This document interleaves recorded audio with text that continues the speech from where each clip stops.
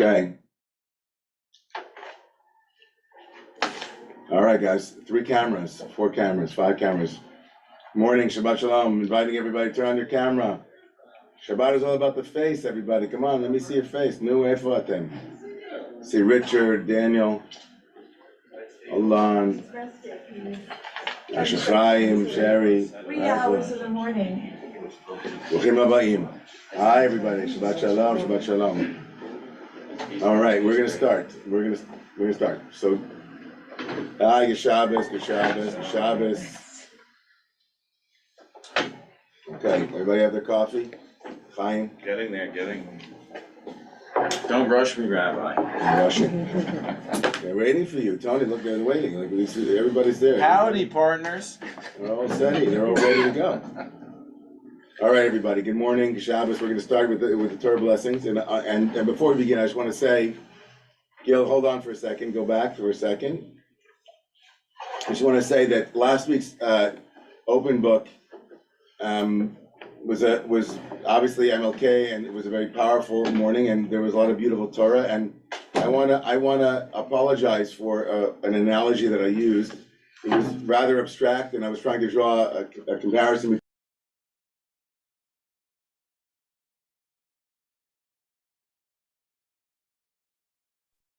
Rabbi, you muted yourself somehow.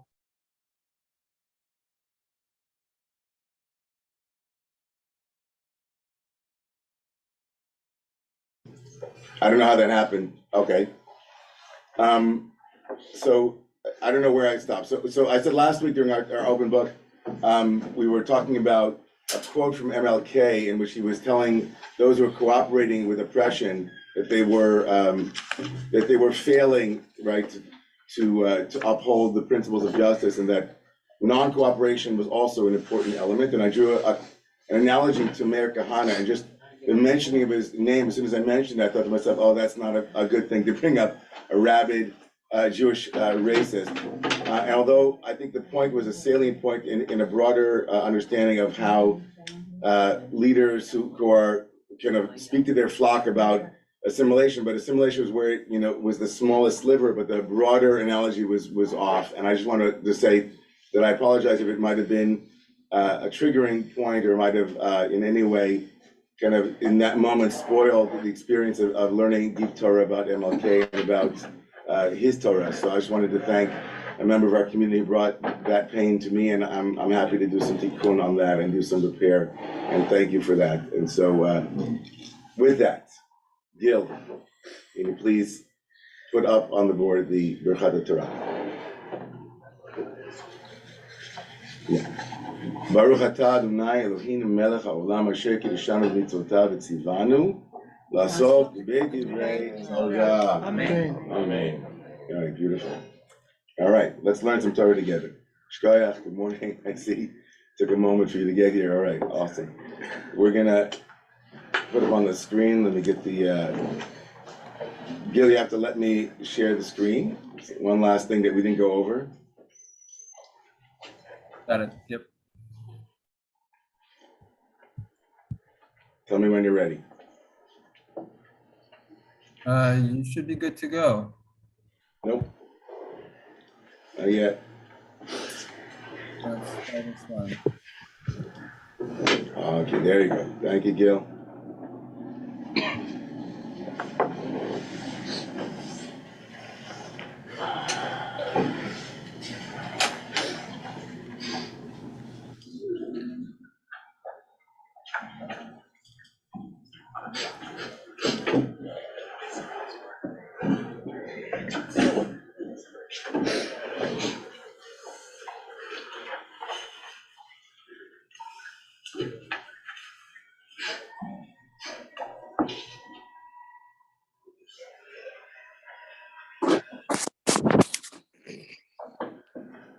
Rabbi, can we study in the honor of Steve Turner, who was a pillar of the Tallahassee Jewish community? His family were founding members of the synagogue here.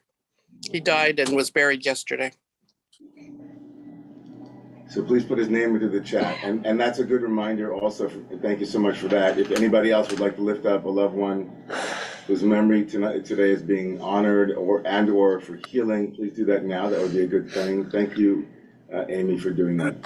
Le'ilu nishmas of that person and le'ilu all of the nishamot. Okay.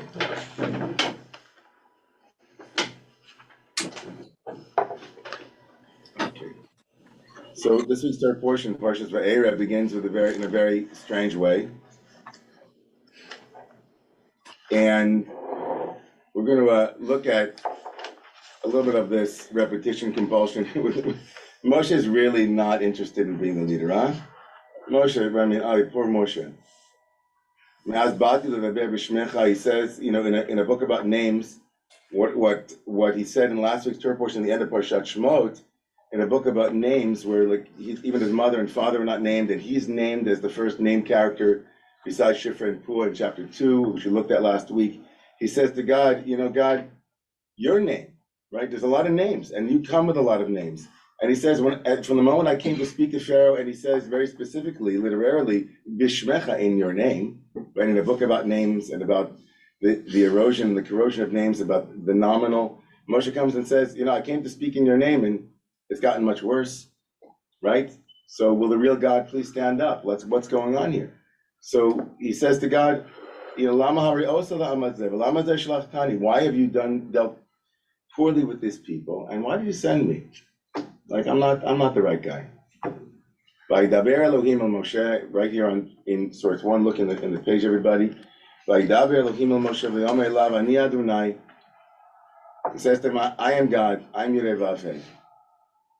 There's a name change here. Obviously, Elohim is speaking, and only is Elohim is saying, but I'm also Adonai, right? So it's a very strange thing. What's going on? Va'erai el Avraham el Yitzchak el Yaakov el Shaddai u'shmi Adonai lo nodati lahem.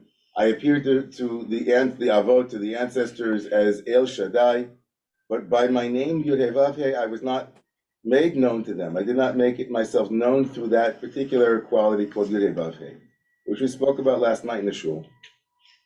V'gam hakimosi es brisi itam laseis lemes eretz Canaan etz eretz megureihem asher garuva. And also the word v'gam and also will appear now twice in the next once in the beginning of the next two verses. And also, I will uphold the covenant with them to give them the land of Canaan, the land that their ancestors settled in. V'gam ani shamati et nakab b'nei Yisrael. Also, I have heard. It's a powerful moment because God will say, I'm the one who listens. I'm the listener. I heard. You know, the entire book of Exodus, in the beginning at least, is about things that are heard and unheard also. Names that are spoken and then unspoken. A lot about listening. So, but I'm the one who listened. I heard the cries of the children of Israel, Shem Mitzrayim Avidimosam. The children of Israel, the Egyptians are enslaving them. And I remembered my covenant. And therefore he says, and the trope here, the musical cantillation is also beautiful in the way that it also, the libretto and the music here are working together. So it says, Lachein. It's almost like God is stopping in this peroration, in this oratory moment, and saying, and therefore, take a moment, right? What's a peroration? Like in the speech moment here, in the God's speaking, saying, a speech moment. He says, and therefore go tell them the same thing that I just told you. Ani Adonai. I am Yireh Vav Heh. And then God goes on to say that I will take them out. These are called the 4 verbs or active verbs of redemption. I will take them out from the burden of suffering from Egypt. I will save them from their slavery. I will redeem them with an outstretched arm and with great judgments, and I will then take them to me, la'am, as a nation, vayisi lechem Elohim, and I will be for you a God, and you will be for me a nation, and you will know, ki ani Adonai Elohechem, hamotzi etchem mitachat tzivlot Mitzrayim, and you will know that I am the God, I am the power that takes you and took you out of the burdens of Egypt. And then the last of the verbs, the 5th one, the heveti, I will bring you to the land. Right? This is a beautiful moment, right? These are all the things that you're supposed to tell the Jewish people. This is the script. It's not just that God is telling Moshe, right, these things, new information. He's supposed to be a conduit for these things to bring these things to the Jewish people. So just to get that straight, right? That's a powerful moment. God's like, listen, I get it. You're struggling. You're not getting your message over. But here's the secret sauce. Ani Adonai. Go tell Can them. you Ani scroll Adonai. the source sheet down so we can see it online? Sure. Thank you. No problem. Like, tell them Ani Adonai. I don't know. By the way, I don't know why the source sheet didn't put the verses, the verse numbers here. Very strange. Anyway, so I'm sorry about that. So this is the whole speech act, right? And you're thinking, okay, this is building up. Like this is going to work, right? And he's going to come back and he's going to give them all these verses. It's almost like a great Obama speech, 2004. The DNC, right? It's an amazing moment. Like this is the launching Moses' career. He's going to come back to the people. He's going to say, oh. This is what God said. First of all, I didn't tell you, Ani Adonai, Yud-Heh Vav-Heh. So that's new information. What does that mean? Ani Adonai, I am Yud-Heh Vav-Heh. Ani Adonai. Right, that's what it says here in the, right, that was. Does that have anything to do with I'm a listener? I listened, or is that different? According to, like, I spoke about this last night in the shul. The Rashi essentially says that Ani Adonai here is God is giving over some piece of intimate information to Moshe, saying, you might know the name, but you haven't yet had the experience of my compassion, my love, right? You only know me as the one who ignored you, as the one who promised something and didn't come through, right? All those things. Right? You're like, I'm on the, like, I'm somebody who keeps my promises, right? So that's, and then not only that, these four verbs that are used in 3 verses that then become, by the way, the source for the 4 cups, some say 5 cups of wine at the Seder. These become what are called the Arba Leshonot Geula, the 4 languages of the 4 verbs of redemption, of being freed. And you're like, oh wow, it's almost like it's a stump speech. Right? Moshe's going to come back and say, like God says, I'm the Goel, I'm the Matzil, I'm the one who redeems, I'm the one who saves. Right? Awesome, right? And then look, the last line here, Vayidaber Moshe came, and it's cut off on the bottom here. I'm sorry. It's a unique feature of the poorly constructed Sefaria. Vayidaber Moshe came el bnei Yisrael.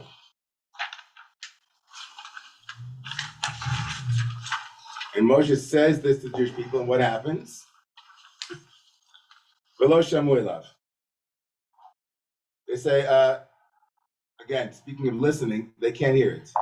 They're like, no way, they can't hear it. Now, Torah goes out of its way to tell us why they can't hear it. V'lo shamu el Moshe. They did not listen to Moshe. Mikotze ruach, because of a shortness of breath. This picks up every time. I know it gets, those of us who are involved in the body and in healing, think, wow, the Torah is almost like there's something in the Torah that reminds us of the Buddha. There's the Anapanasati Sutta, or somewhere in, The reptilian. The reptilian brain. They're two, right? They're 2 on Maslow's hierarchy. They can't hear big visions because they don't know if there's going to be food on the table. They can't hear it. Me'avodah kashad. It's like the work is too hard, and they're short of breath. Wow. Now, this is what I believe Zornberg calls here.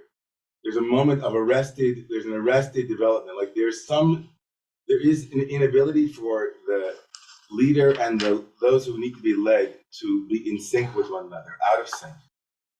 And of course, you can only imagine Moshe's alarm. Moshe has gone already to the people. He's resisted God at every moment.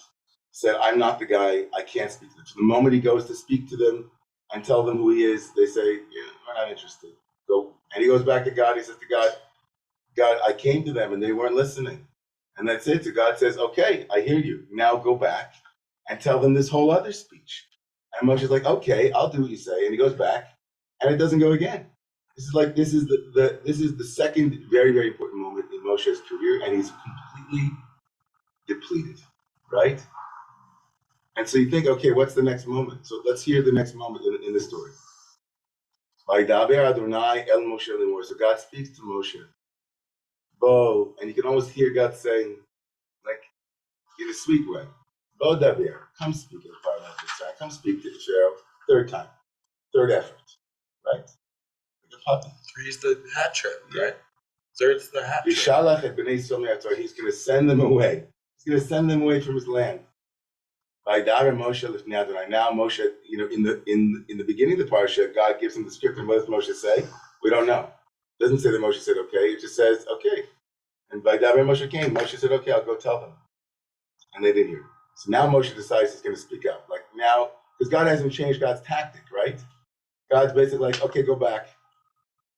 Vaidar Moshe says no. Hein b'nei Israel lo shamu elai. The children of Israel lo shamu. They didn't listen to me. Paro, how is Paro going to listen to me?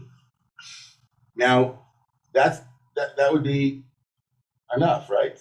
Wouldn't that be enough? Guess not. Well, no, but be with me here for a second. Seriously, no, just wouldn't that? Look at the verse. Look in the English. We don't know the Hebrew. Look at the English. The Israelites would not listen to me. How then should Pharaoh listen to me? And then he adds, "V'ani." These last three words. Can you see these? V'ani. Aral Svatayim. Right? What does Moshe say? I have uncircumcised lips. So which one is it? In this last verse, which is what we're going to stay here for a bit, Moshe is at a point of radical despair and radical, I guess, vulnerability, feeling of impotency, Sense of helplessness. Hopelessness. and hopeless. He feels like he can't do it. So he says to God, listen, God, I'm not going to go back. I'm not going. But he gives two reasons. It seems like we're not sure what's the relation between these two reasons. The first reason is what's known. If you look at source number 2, people see source number 2? Rashi. Yeah.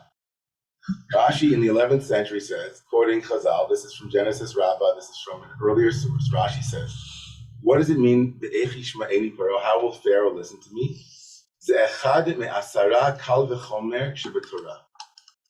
What's a kal v'chomer?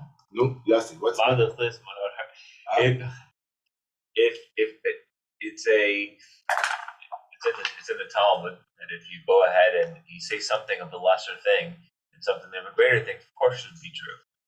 So the lesser thing is true, then the greater thing also be true. Kal v'chomer means kal means light, chomer means more stringent.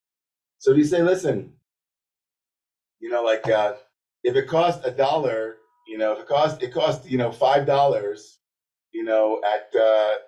to get a cup of coffee, here, how much, in a local, how much more if you go to Starbucks, it's gonna be even more expensive, right? It's like you go from like the lighter example, you say, we can extend this, it's called an a fortiori argument. So from the lighter example, that's true. It'll be even more so, right? So what's the kal v'chomer here? Jeremy, what's the kal v'chomer here in the Torah? Before you have a problem with it, tell me what it is. If the people, I don't have a problem with it. Oh, good. If the people who are my people won't Right. listen to me, how will my enemy listen to me? Right. He will certainly not listen to me. Right. So if you look at source, if you look at source number 3 will just give you all of the examples of the 10 different kal v'chomer in the Torah. Look at this for a second. Look at source number 4, if I can find it.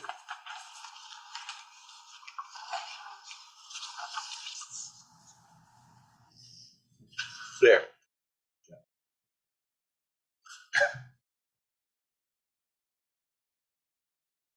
In source number 4, I want to ask this question. What is added by the last 3 words of the verse? Would you not have been able to make sense of Moshe's resistance had he not also blamed himself?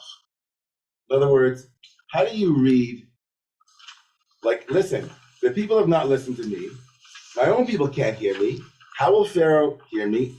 And I am an aral svatayim. Now, for a moment, before we do this, let's look at Rashi, and then we're going to go back to Jeff or anybody else who has an answer.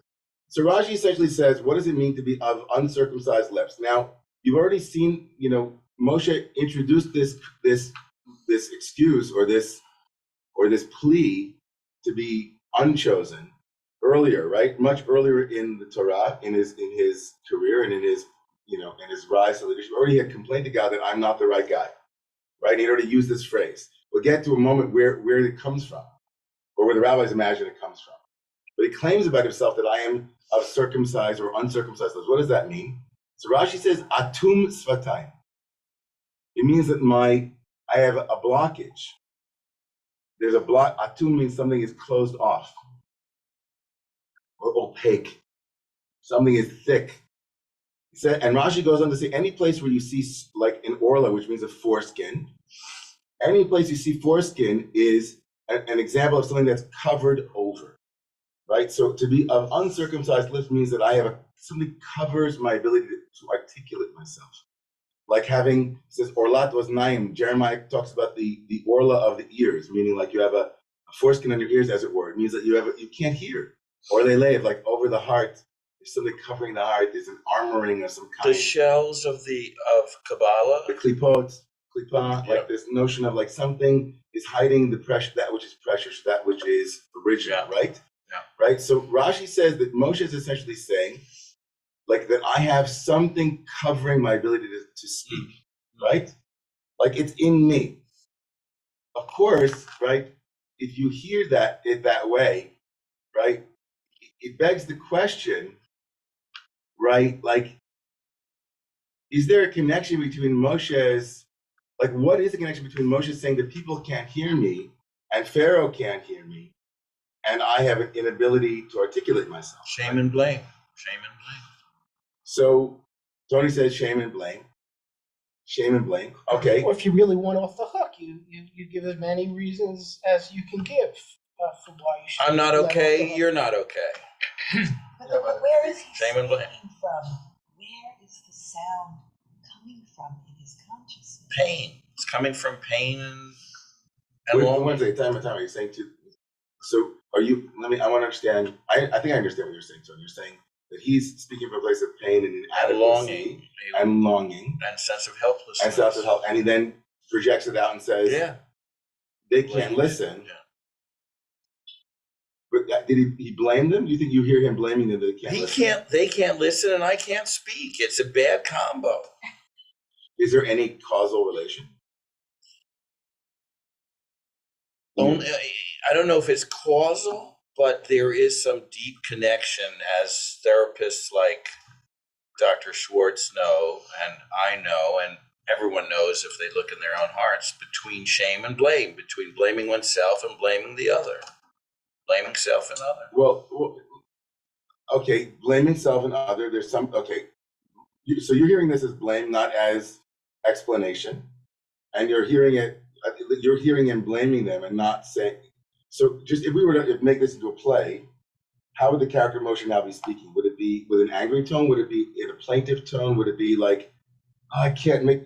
How do you hear Probably Moshe? 10 different versions. I'm not sure where it would land, but I'm saying in the blame and shame, you're hearing him as being. No. Utter sputtering frustration. Like I'm not the guy, and they're not the people. They're not the people. There's a misfit. Okay. It's a shit show all around. Excuse my French. But then I would say, Please, yeah. Sorry. Keep the French in the French shore. Married. Here we were The married. Yeah. Okay. Yeah.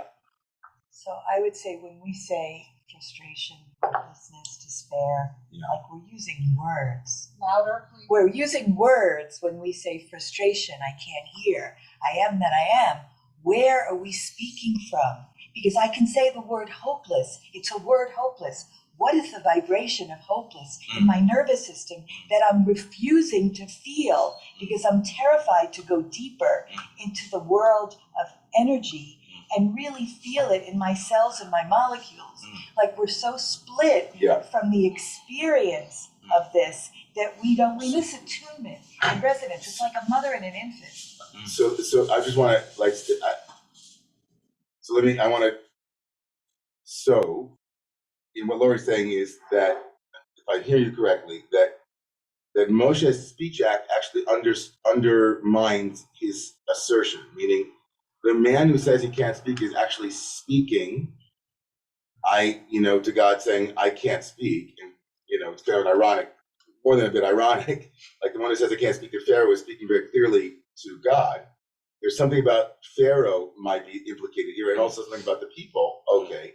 But what I heard you saying, which was, I just went there with you, but what you're essentially saying is that his speech act is covering an unspoken pain that is the source of his inability to speak, and that if he were to interrogate that, or to go with that, or to stop speaking for a moment to feel the place that is where the inadequacy is, that would be his way out. And I'm kind of doing we're doing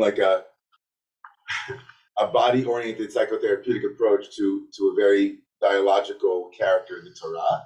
But like you're saying, it's clearly soma. Like he's saying, I'm covered. So you would kind of, as a therapist, if Moshe was your client, you'd say, shh, Moshe, shh, let's go to that place in you where the vibrations come from, which is beautiful. Imagining we could have a kind of therapeutic on the biblical figures, bring them in, ask them to speak their truth. That would be great. But seriously, so I'm going to go from here. I'm going to call on Richard. Richard, go ahead. I think Amy had her hand up first. I know, and I'm the teacher, so I'm calling in Richard. Go ahead. Okay. I've often seen this as a very, very human characteristic, not just of Moses, but of all. As you know, I've been teaching for over 50 years. The first time I taught a class, I was totally, utterly petrified going before an audience. And I was terrible. It took a long time before I could go before a large room before a large group of students and do anything hopefully worthwhile. I'm still nervous. If I'm not nervous before I go into a class, something's wrong. So I'm picturing this Moses. Remember the throng of Israelites at this point, a huge mass of people. And Yudhe Vavhe is asking him to go speak to this enormous throng of people and convince them of something. My. And then Yudhe Vavhe, that's a bigger audience. Pharaoh is just frightful. So it seems to me it's a very human set of reactions, and it's intriguing to me. By the time of Deuteronomy, he was over it. It's like he grew used to the ability to speak to throngs, but it took a while. I can certainly relate to that. So I see this, at least in part, in addition to everything that you and others have already said, it's a very, very human, particularly as someone who's just drawn out of nowhere to play this role. Beautiful. So I'm gonna come back to that. I also want to just say, just having looked at the chat area, friends, if we could really focus everybody as much as possible, raise your hands if you want to speak. But the ongoing marginalia, which is awesome for those in the Zoom room, is also very odd for those who are I get that it's hard in both directions, and we're trying to make hybrid work, but it's a little bit odd to prepare an entire class and then to have an entire other class happening in chat. Just saying. And I know other teachers share this. Not all teachers are bothered by it. Certainly, Rabbi Kolaresis, I don't think is as annoyed by it as I am, but I find it very distracting. So if you could, I would really appreciate that. And I'll try to call on as many of you as possible that are in the chat area as well. And only on one condition though, and this is if we can stay on this text. Please don't read sources and commentaries on other elements of the Parsha, which is of course fascinating and amazing. Just keep everybody on this text here, and feel free to go off book and read as many things as you want about the Parsha, not during the open book. That would be awesome. Okay, Jeffrey, go ahead. I think what's curious is that Moses blames himself at all, because it's really not his fault, and it's not his fault that he can't speak well, because he's just a vessel to deliver God's word. So it's God's fault that the people aren't hearing him, and you could argue that's Moses' ego getting in the way. But I don't see Moses as part of this at all. So let's look at this source here, and we'll come back. Just those who, I'm not sure if everybody heard this, but Nice. if you look here at the end, this last source that I think I put in here, if it's not there, I apologize. Oh no, that's as fast as MS. I'm sorry. What happened to the other source? Let's see. What number? Let's see. I might have deleted it. We'll see. I hope not. 1 second. Let's look. Yeah, I think I might have deleted it in all of that preparation. There was a source that actually from Jeffrey T. Gay, who's a scholar, who says essentially, of course, on one level, Moshe's speech impediment, or his inability to speak, is actually a perfect setup if you want to highlight God's speech act being God's speech act and not Moshe's eloquence, right? So it's like a very, on a Kabbalistic level, you might say that, of course, the vessel that Moshe is has to be as pure and as translucent as possible for the light that is being conveyed to be purely divine and not Moshe's ego mixing in. So another way of saying that is Moshe's, like the very fact that he was eloquent cannot be sourced in Moshe himself, but in the divine speech act that comes through him, or that he's the muse, Moshe, and the word muse, Moshe, the muse of Moshe becomes like the way that the divine does Moshe's musical, right? So that's another way to look at it. I'm gonna take let's see in the room here, Amy and then Rachel, then we'll go back to a source. Amy? I just want to say that God gave Sarah a code word and said, when the true Redeemer shows up, he will know this code word. And so Moses speaks this code word, and not sure I can pronounce it. Pakod, Pakadti. Do you remember that word? And anyway, so this is another time when Sarah shows up and saves the day. Pakadati, yeah. Pakadati, and she shows she is Asher's daughter, Jacob's granddaughter. It's true. So thank you, Amy. Thanks, Amy. Rachel, go ahead.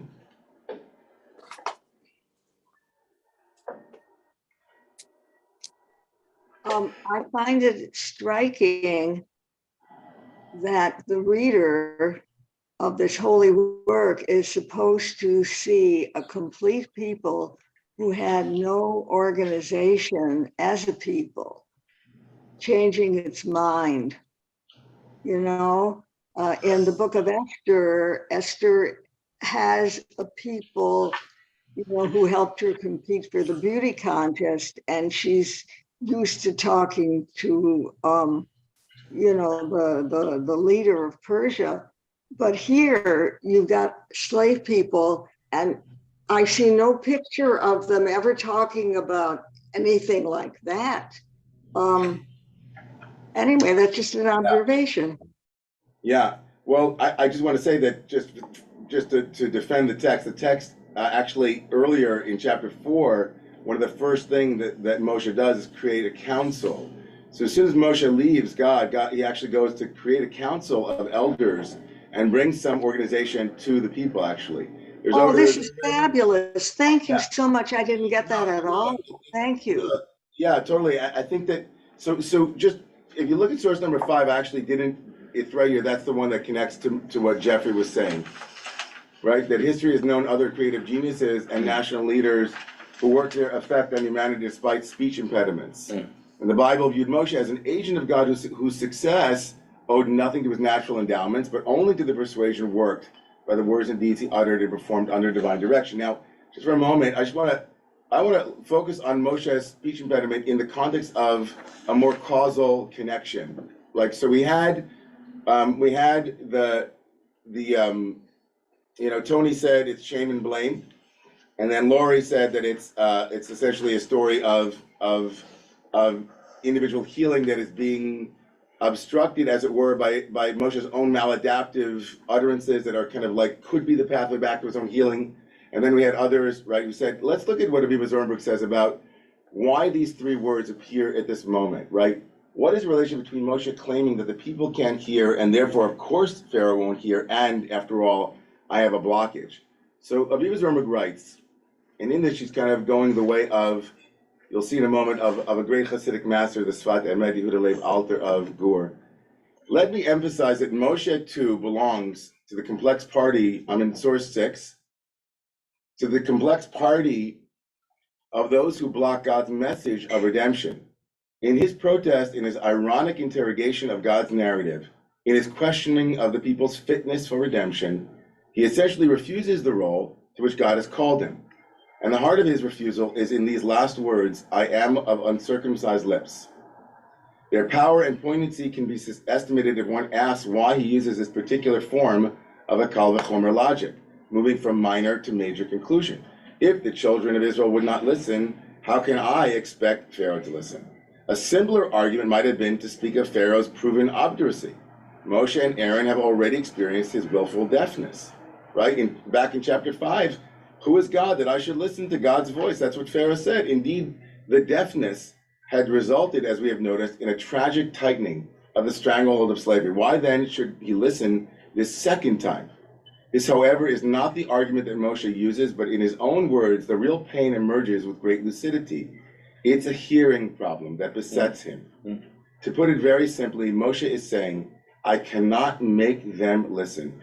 I am of foreskinned lips. What he is expressing is a sense of impotency. I'm incapable of communicating with either of my two audiences. The evidence is devastatingly clear. If even those who have an interest in hearing me will not listen. In other words, even when the deck is stacked in my favor, I have failed to produce my result. Now you're asking me to go and do something even more difficult. I'm clearly, right, I have a problem. Now that's shame and blame of himself, right? He's blaming himself, saying, I'm inadequate. The Sfat Emet, if you look at source number 10, the last source that I brought, he actually points the finger in the other direction, not towards Moshe, but towards the people. And this is, right, from shaming himself to blaming the others, but it's much more complicated here. Listen to what the Sfat Emet says in source number 10. This is a gorgeous Torah, I think. See what you think. And then we're gonna go to another possible, I think, a deeper place than both of these. And I think Lori and other therapists are gonna love it. So let's just look at this for a moment. The Sfat Emet, again, now we're in the 19th century in Ger in Poland, turn of the 20th century, a Rebbe named Yehuda Leib Alter from the town of Ger or Gur, the Ger Rebbe. Uvelashon HaPasuk, Hein B'nai Yisrael v'ani aral sfatam, he writes in English, I have uncircumcised lips. To me it seems, Yitachein lefaresh, ki kefi kabbalat u'shmiat B'nai Yisrael Moshe Rabbeinu alav shalom, kach niftach piv u'lashono. Says, it seems that Moshe's ability to speak is inseparable from the people's ability to hear him. Right? When the people hear him, he can open his voice. When he feels that the people are ready to listen to him, he feels a fluency, feels a lubricated voice, like his voice opens, like they're listening, right? It's like, instead of like being in the room with people, I know like when Richard was talking, it's like, it's a tough room, right? It's like, you start speaking and you feel like people are not, they're like waiting for you. Like my father, this is a total Sidney Ingber. I don't talk that much about my dad, a little bit. A total Sidney Ingber. I would tell my dad had season tickets growing up to the Met, to the opera. And I grew up loving and listening to the opera. And my father would say, you know why we go to hear, he would say Pavarotti or a good tenor sing? We wait for them to try the high C. And we can't wait for them to fail. That's my father said. I said to myself, what are you kidding? He said the same thing about the Chazan and Shul. He's like, I love our Chazan. He's like, but I'm like hoping his voice is gonna crack. That's like, wild. God, that's the funniest thing they ever That's heard. Like, wild. I was like, really? You No should be like, no wonder you. I mean, with a father yeah, like I wouldn't go there. Just in general. So it's just like an amazing thing to like, you're like, or the Baal Tokea, like who wants to, you're hoping like he's gonna make the blast, but you're also kind of secretly hoping it's a little bit dramatic. It's like Moshe is like, he sees that people are like this, and so he closes down. I can't speak. You don't want to hear what I have to say. And the opposite. Now look at what the Sfas Emes says.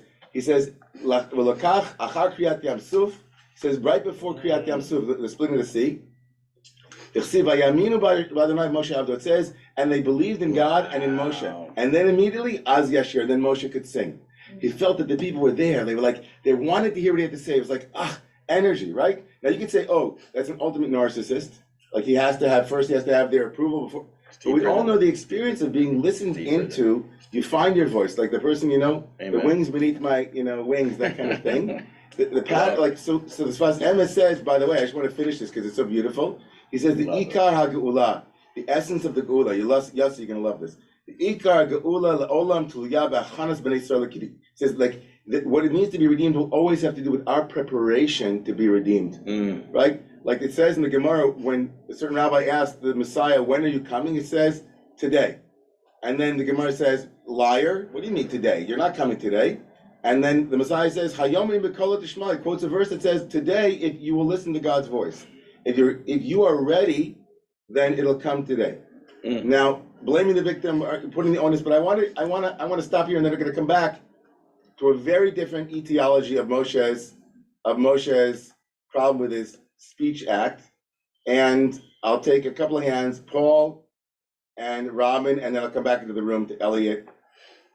And then we're going to go to the last, nope, that's it, to Elliot, and then we're going to come back to the last midrash. So go ahead, Paul and Robin, go ahead. Philippe Petit said the same thing about why people watch him on the high wire. They're interested in seeing whether he will fall. I think the answer to why Moses uses that very specific word, uncircumcised, is a reference to his identification with the people that he is being instructed to lead. He doesn't believe himself in this moment to be part of the Israelite community. And so as a consequence, he doesn't feel that he's the guy to lead. He grew up in an Egyptian household, a royal Egyptian household. So how could he possibly be the guy? Yeah, I love that. I also, we're going to go to, I really desperately want to get to this midrash and spend at least 20 minutes in this midrash, but it'll underscore some of what you said. It's certainly a beautiful psychotherapeutic dynamic to notice like that, not only transference and counter-transference, but like that the leader here is embodied the story of the Jewish people. He doesn't know that, but like the same way they also are, I was talking about this with Rabbi Koloresis yesterday, like the people of Israel also are unable to speak throughout the first 3 chapters. They're like groaning and moaning and they can't find their words, and this leads the 13th century work, the Zohar, to say that there was a galut adibur, there was, speech was in exile. It wasn't just the Israelites, but Moshe rather, but in many ways, the entire story is about a kind of a stranglehold on this, this place of narrowness, which is also a kind of anatomical Egypt, right? This is the narrow place, right? So this is a very deep Torah about Moshe doesn't realize that he, of course, is embodying the very illness of the people or the dysfunction of the people. So I want to go to Robin. Thank you, Paul. And I'm going to go in the room to Elliot and then back to Midrash. Go ahead, Robin. Thanks. I have a question, which is, it's such a beautiful idea, but there's so often in the Torah. I just was reading the book of Numbers for fun. And, Moses says stuff to the people and they're like, no, we're not doing that. Or, oh, why didn't you kill us in Egypt when, or where are my melons? Where's my meat? Like there's over and over and over again, the people aren't ready to hear what Moshe has to say. And now I wonder if it's all sort of this like evolution from like speech in exile that you were just in Mitzrayim, if Bamidbar is like speech in the wilderness, in the place where like we're not midabering, like we're not, so I guess my first question was how does it apply to the rest of the relationship? I would say that you answered your own question. It's actually really clear that the children of Israel have found their voice once they leave Egypt. From the time everybody starts to sing at Kriyat Yam Suf, at the splitting of the sea, they don't stop complaining. Like they're kvetching the entire time. The exact opposite of a people that can only groan. They have found their voice, and it's not always coming out in song. Often it's coming out in kvetch. So the ability of Moshe to speak is reliant on any response from the people. Like it doesn't have to be that they're in sync. It's also that they're like having this back and forth because their relationship is evolving, let's say, because they're often complaining to Moshe and he's like, I can't take it anymore. Right. So it's abundantly clear that the framing of what happens in Egypt, right, whether or not they're ready to be redeemed, and whether or not Moshe is ready to redeem them, is a phenomena that it doesn't end after they leave Egypt. Right. It's not a straight line. And it's not a straight line at all. And they continue to struggle with if Bamidbar, the place of speaking, is anything, it's that redemption is a process, not an event. And that Moshe's leadership also is also a process and not a moment. He doesn't come into his leadership and say, finally, I've arrived. He's constantly learning. And if that's part of the Torah's teaching, right, that Moshe falls and fails and loses his voice and then finds it again, I think that's an ongoing dynamic in the story of the Torah as it's read through this midrashic lens. So I'm going to stop there. Go ahead. Thank you. Yeah, so I love this, the Sveta Emet, and when he says Moshe's ability to speak is inseparable from the people's ability to hear, and I think that Moshe intuits something. I think that he uses this argument about having uncircumcised lips because he understands, okay, that God can't be God unless we hear, and that takes me, okay, to the Shema, okay, and you think, this is the central prayer, right, that we say. We build up to this every Shabbat, and why? It's the ultimate. Why? It's the ultimate. Right. Why does it start with Shema Yisrael? Why can't it just be Adonai Eloheinu Adonai? Why isn't that the prayer? Why is it not 4 words? Why is it 6 words and not 4 words? Because the Shema Yisrael is so important. Which brings me to your teacher, okay, Reb Zalman, in his book on the daily prayers, his translation of the Shema is, Hear, O Israel, and then to say your name, which is basically one of his practices, yeah. Yeah, right. But I'm saying it's in that book. So that's a call to each and every one of us to listen when we say the Shema, to listen. Absolutely.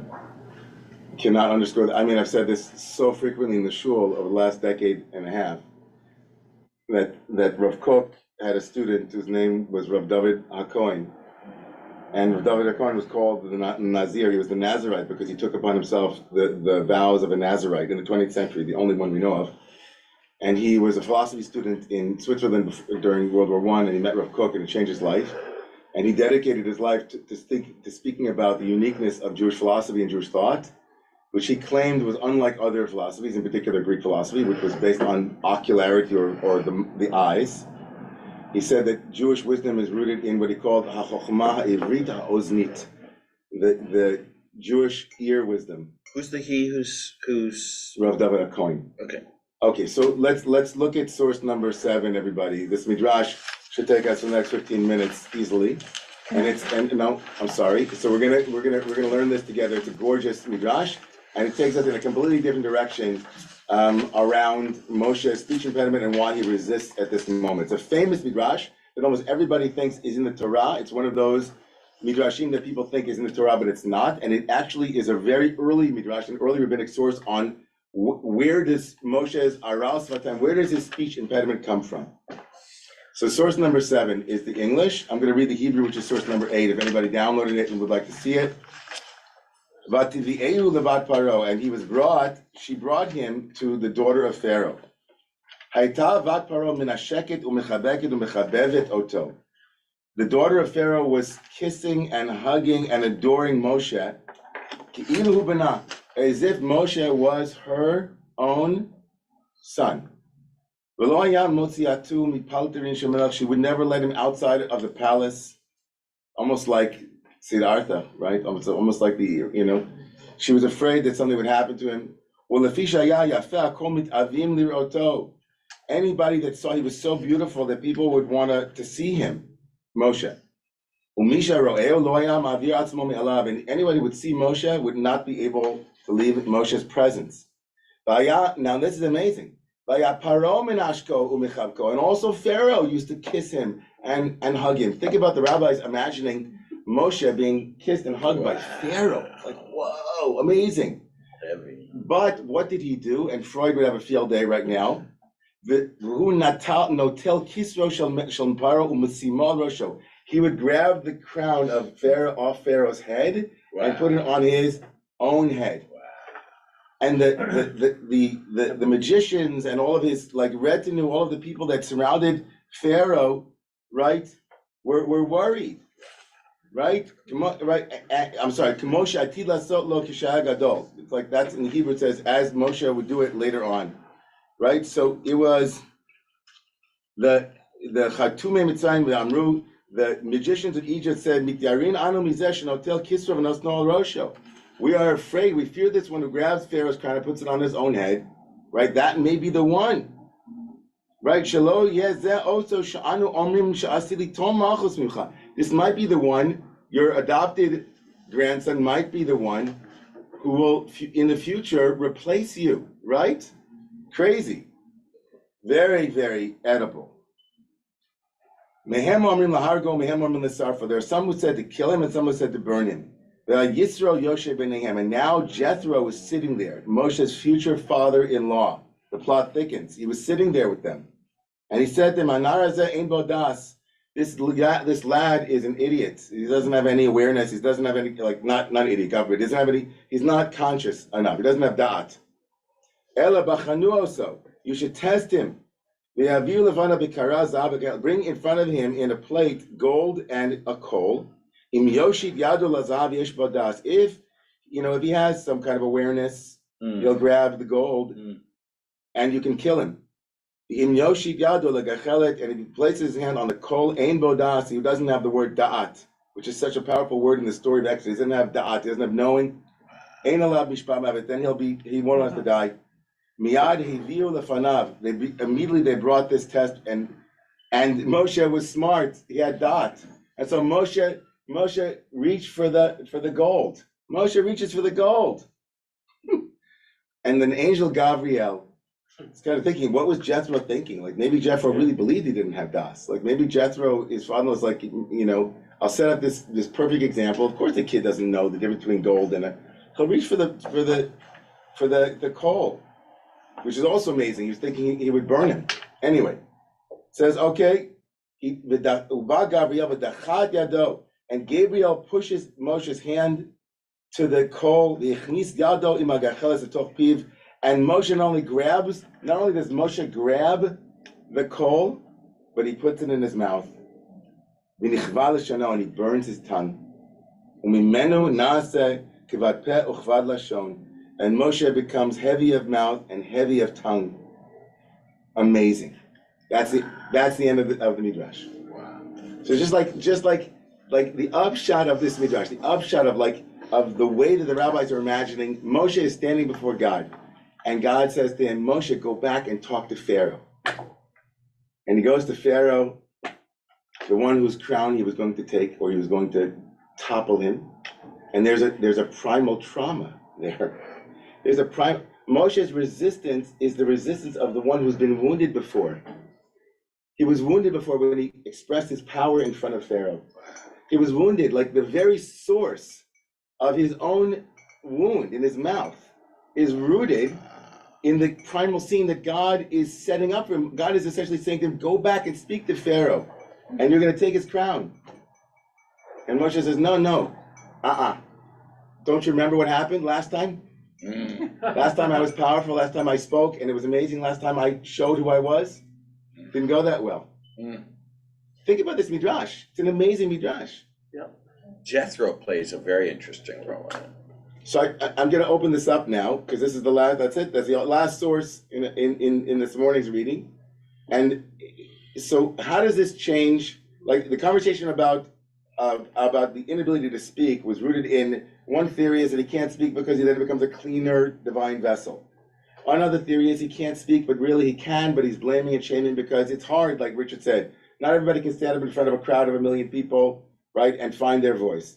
Another, it could be that he's blocked because the people can't hear him, and because he needs them to hear him in order for him to be able to activate his own language, right? But this midrash takes it in a completely different, a fourth and very different direction. Moshe's resistance is rooted in a prior experience around, like, a moment, a gestalt, where his power and his replacing of like Pharaoh, and Jethro is the one here that kind of saves the day. Gabriel, Jethro, that's the source. So Sarah, go ahead. I can't help thinking that Kadsei Ruach is the key to all of this. So Sarah says she can't help to think that the shortness of breath is the key to the whole story. Yeah, because the Israelites have shortness of breath because they're slaves, but Moses has put coal in his mouth, and we breathe through our mouths as well as our nose. Mm. And so the injury here might transcend just the mouth. That might actually be a breathing injury. So Moses himself might have encountered a shortness of breath akin to the Israelites. So this blockage, this, I think, thermoted strangulation is everywhere. And that's crucial to this phase of what is going on here. So the phase of what's going on here is connected to, like, literally and figuratively, the inability to find breath, to find space. Breath, and then he has a primal wound in the place where he takes where the world becomes, right. One of the primal things about about the entire Passover mythology is that it places a strong emphasis on the mouth. The mouth is the first place where we take in the world, and it's our primal place of taking in the world. And the birth of Jewish people is surrounded by this imagery of the mouth, right? Speech and like taking in the world. He takes in fire. The world hurts him, wounds him. And here, strangled. Okay, powerful. I'm gonna Miriam, and then Thomas and David. Go ahead. Shabbat shalom. I just want to so it's been bothering me that there might be another component besides these that has wounded Moshe. In just 2 chapters ago, God tried to kill Moshe. And the hyperlink is the Orla, because there was a circumcision that wasn't done, and Sipporah responded and said, "You are now a bridegroom of blood to me." And I don't think it's coincidence that we have the Orla here. It could be that Moshe is afraid of God and thinks that he was not born circumcised, or he didn't circumcise his children, and that's a trauma. It sort of reminds me of the Akedah, where what does it mean that God hunted him down and tried to kill him? So, what do you think? Could that be a component also? I think it's a very powerful intertextual link, and the upshot, of course, is that obviously Moshe has issues with authority figures. Who doesn't? I mean, it's like there aren't many authority figures other than Bat Paro, who seem to be, and then Jethro, right? So here Moshe is listening to God, and then there's a moment of danger that could be a primal wound for him, and there's that intertextual connection to the Orla. Yeah. I think we need to unpack that. I'm kind of staying local, though. I would wonder if anybody has any images from this midrash, or that might go ahead, Tomas, and then we'll come back. Tomas? Hi, Rabbi. Thanks. Can you hear me? Yeah, just fine. Just to add to the anecdote of the midrash, I can't resist sharing a story of almost biblical weight from the world of architecture about Louis Kahn. America's greatest architect, in my opinion, a modernist and a mystic who reconciled that paradox. He was a Lithuanian Jew immigrant as his father was fleeing the Russians. Itzhak Lev Shomolsky was his original name.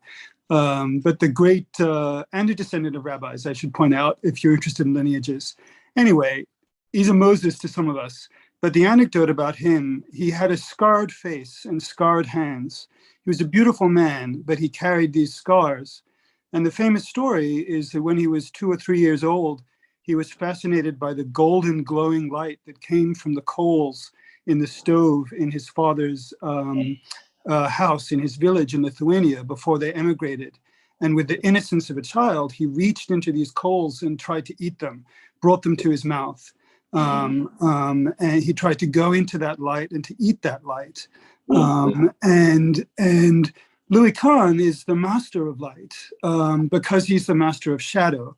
And if you look at his architecture, it's self-evident. And he's built and unbuilt works, including the great unbuilt synagogue in Jerusalem, was a commentary on shadow and light. But one interpretation of this story is that when he was a child, as the song goes, he had a fleeting glimpse. He had this radically direct connection to the source of light, and was traumatized by it, and it damaged his face and his hands and his speech. And therefore, his entire architecture was, in a way, a search to recover that approach to light, perhaps to find it in a different way. Sunlight, the light of day, moonlight, the light of night. So, just that this comes into living history. Yeah, and in many ways, like the entire drama of Moshe's personality and his character is the like going back to what Robin said, like the continued effort on Moshe's part to speak in a way that things could be heard and listen in a way that things could be spoken. Like that's like in many ways that's Moshe's legacy, and of course, from the perspective of the later rabbinic tradition, the fact that the 5th book of the Torah is written, as it were, in Moshe's own voice, is the ultimate expression of that wound, which becomes his greatest teacher. And so I want to call out those who've been waiting. Thanks, David. Yeah, of course. David Kurtz, I don't know where you went, but I was waiting to call on you. Did you leave? I'm here.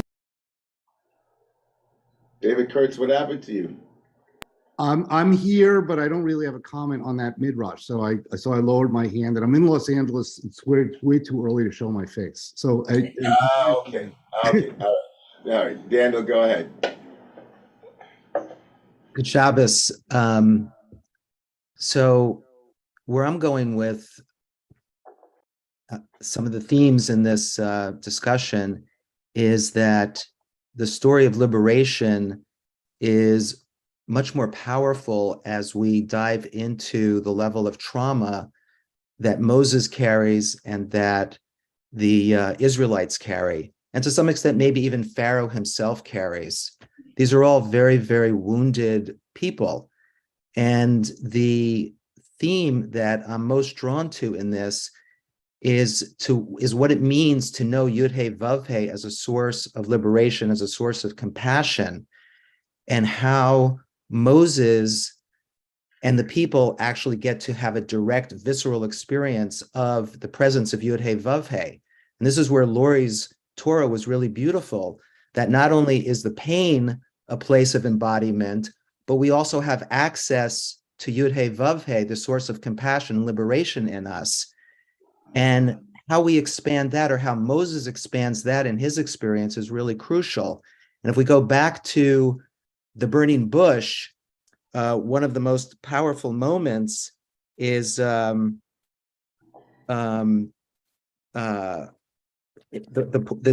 line in which Moses says, who am I that I should go to Pharaoh and free the Israelites from Egypt? And Yud He Vav He says, I will be with you. That shall be your sign that it was I who sent you. And I think Aviva Zornberg would agree with this, which is that when Jacob or Moses has that kind of direct experience of I will be with you, I am with you, that is what opens up the possibility of a relationship with the divine presence, with Yud He Vav He, that becomes the source that fuels the healing process and redemption. And that's really what the story is.